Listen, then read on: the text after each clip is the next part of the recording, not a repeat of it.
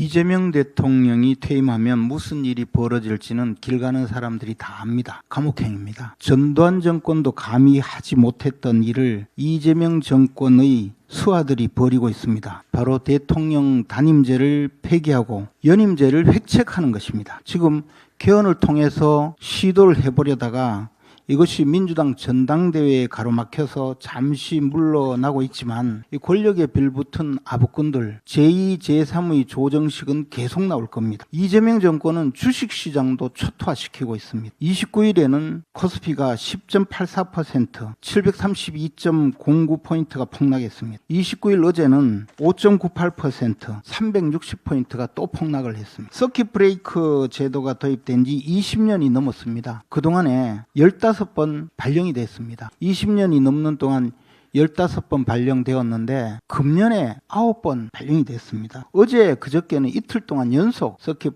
브레이크가 발령이 됐는데요. 이것은 이제 주식시장이 완전 초토화되고 홀짝 게임보다 못해졌다는 그런 뜻입니다. 사이드카는 더 참혹합니다. 어제 기준으로 올해 누적으로 코스피 시장이 만 43회, 코스닥 시장에서 27번, 도합 70번 발동이 됐습니다. 7월 한 달간 코스피는 28.9% 폭락을 했습니다. 1990년 이후에 월간 폭락 최대한입니다. 고점 대비 33.5% 빠졌습니다. 지난 36년간 최악이라는 것. 시중에서는 코스피 지수 5천을 만들겠다는 이재명 대통령의 공약이 드디어 실천되고 있다고 합니다. 팬데믹이 가고 잼데믹이 왔다는 한탄이 바로 이재명 시대가 열린 겁니다. 주식 투자의 근본은 단순합니다. 회사가 번 돈이 결국 주주에게 돌아갈 것이라는 믿음, 그 믿음이 바로 주가를 만듭니다. 그 믿음을 가늠하는 잣대가 바로 주가 수익 비율,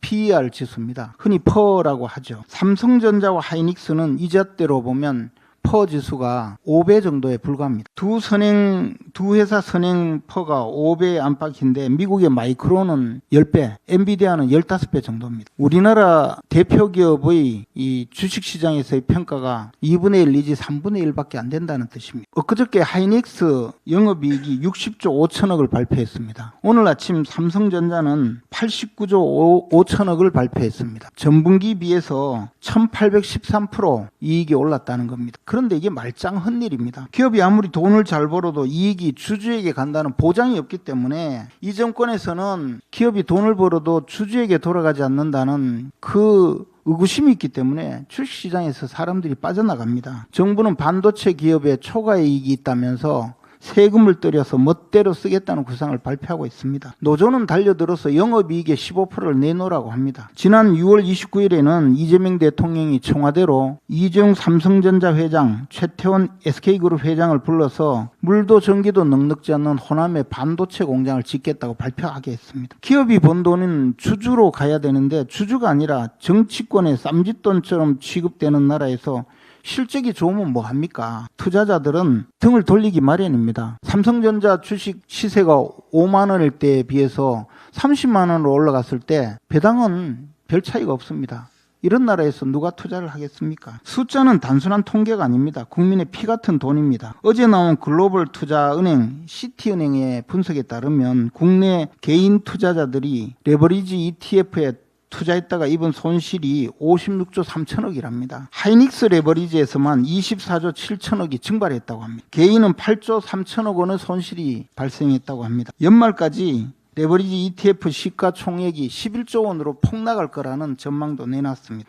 이 참사의 도화선이 된 삼성전자 하이닉스 단일 종목 레버리지 ETF, 이것을 밀어붙인 자가 바로 김용범입니다. 언론 보도에 따르면 이 금융위원회는 두 종목 쏠림이 심한 우리나라 시장 구조상 2배 레버리지 상품은 시장을 왜곡시킨다면서 금융위가 결사 반대를 했다고 합니다.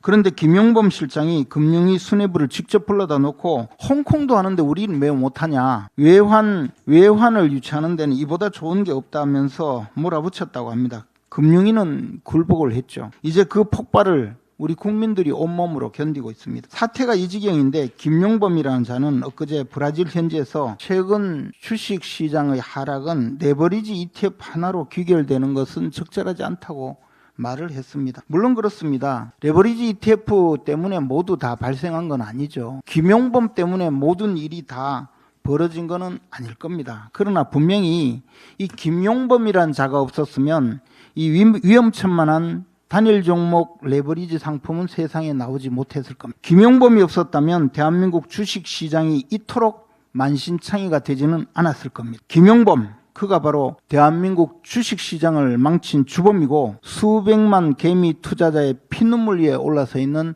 망고의 역적입니다. 청와대 정책실장이 소관부처인 금융위원회를 직접 불러다 놓고 반대하는 전문가들의 입을 틀어막고 강행한 것, 단일 종목 ETF를 강행한 것, 이것이 바로 직권남용죄이자 강요죄입니다. 그저께 국회 앞에는 개인 투자자들이 보낸 건조한 30여 개가 늘었었습니다. 국민의 절규입니다. 그런데 이 잼데믹을 이끈 이재명과 청와대는 사과 한마디 없습니다. 앞으로 어떻게 하겠다는 내용도 형편이 없습니다. 김용범 즉각 파면해야 합니다. 단기적으로는 현행 2배 레버리지의 비율부터 조정해야 합니다. 그것이 최대한 변동성을 꺾는 가장 확실한 방법입니다. 그리고 단일 종목 레버리지 ETF에 대한 상장 폐지 시한을 발표해야 합니다. 그리고 반드시 상장 폐지해야 합니다. 이 단일 종목 레버리지가 있는 한 우리나라 주식시장은 엉망진창이 되고 홀짝 게임보다 못해질 겁니다. 금융위를 압박해서 반대 의견을 짓밟은 경위에 대해서는 즉각 수사에 착수를 해야 합니다. 국회는 국정조사를 실시해 주십시오. 돌이켜 생각하면 이재명 대통령이 이재용 회장과 최태원 회장을 청와대에 불러서 이 호남 반도체 공장을 발표할 때 바로 그때가 삼전닉스의 이 꼬꾸라지는